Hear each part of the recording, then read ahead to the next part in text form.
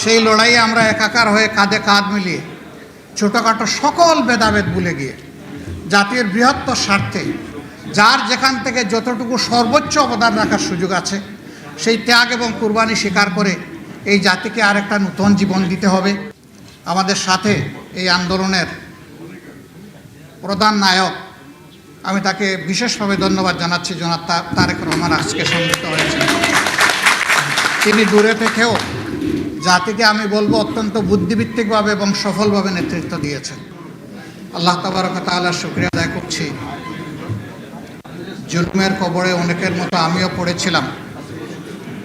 টানা 15 মাস কারাবাসের পরে রমজানের ঠিক একদিন আগে আল্লাহ তাআলা আমাকে জালিমের কারাগার থেকে মুক্ত করেছেন। এই জন্য আল্লাহ তাআলার শুকরিয়া আদায় করি, আলহামদুলিল্লাহ।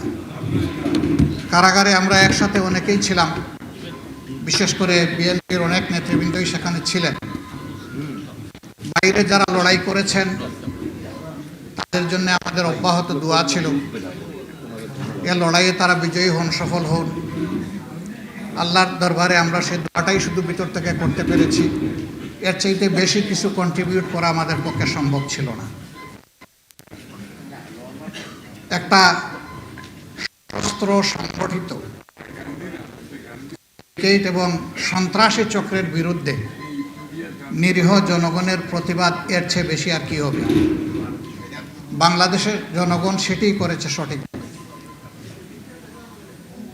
তারা বিভিন্ন কায়দায় এই নির্বাচনকে একটা নির্বাচন হিসাবে বিশ্বের দরবারে তুলে ধরার চেষ্টা করেছেন, কিন্তু শেষ পর্যন্ত তাদের সকল চেষ্টাই ব্যর্থ।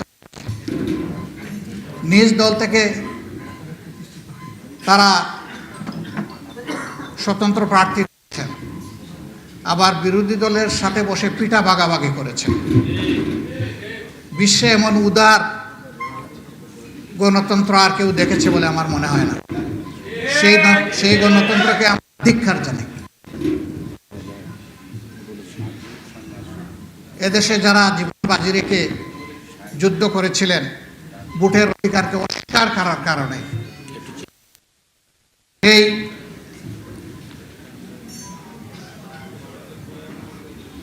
অস্বীকার করার কারণে সারা জাতি যেখানে বিদ্রোহ করেছিল, যুদ্ধে ঝাঁপিয়ে পড়েছিল, যে দল এককভাবে তার কৃতিত্ব দাবি করে তাদের হাতেই একদিন গণতন্ত্রের কফিনে পেরেক আটা হবে, এটা কেউ কল্পনাও করে।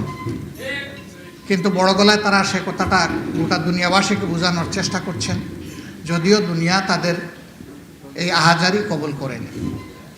আমাদের সাথে এই আন্দোলনের প্রধান নায়ক, আমি তাকে বিশেষভাবে ধন্যবাদ জানাচ্ছি, জনাব তারেক রহমান আজকে সম্মিলিত হয়েছেন। তিনি দূরে থেকেও জাতিকে আমি বলবো অত্যন্ত বুদ্ধিভিত্তিকভাবে এবং সফলভাবে নেতৃত্ব দিয়েছেন।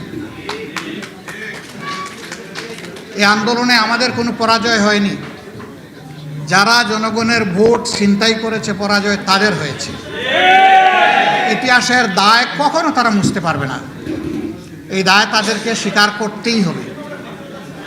আমরা কিছুই হারাইনি, যেহেতু জনগণ আমাদের সাথে আছে। জনগণ যদি আমাদের সাথে না থাকতো আমরা সব হারাই ফেলতাম। সুতরাং জনগণের বৈধ প্রতিনিধি আমরাই। যারা পার্লামেন্টকে হাইজ্যাক করেছে তাদের হাত থেকে ইনশাআল্লাহ জনগণের অধিকার ছিনিয়ে আনা পর্যন্ত আমাদের লড়াই অব্যাহত থাকবে। সেই লড়াইয়ে আমরা একাকার হয়ে কাঁধে কাঁধ মিলিয়ে ছোটোখাটো সকল ভেদাভেদ ভুলে গিয়ে জাতির বৃহত্তর স্বার্থে যার যেখান থেকে যতটুকু সর্বোচ্চ অবদান রাখার সুযোগ আছে সেই ত্যাগ এবং কুরবানি স্বীকার করে এই জাতিকে আরেকটা নতুন জীবন দিতে হবে। সেই জীবন দেওয়ার জন্য আল্লাহ আমাদেরকে কবুল করুন। আসসালামু আলাইকুম ওয়া রাহমাতুল্লাহ।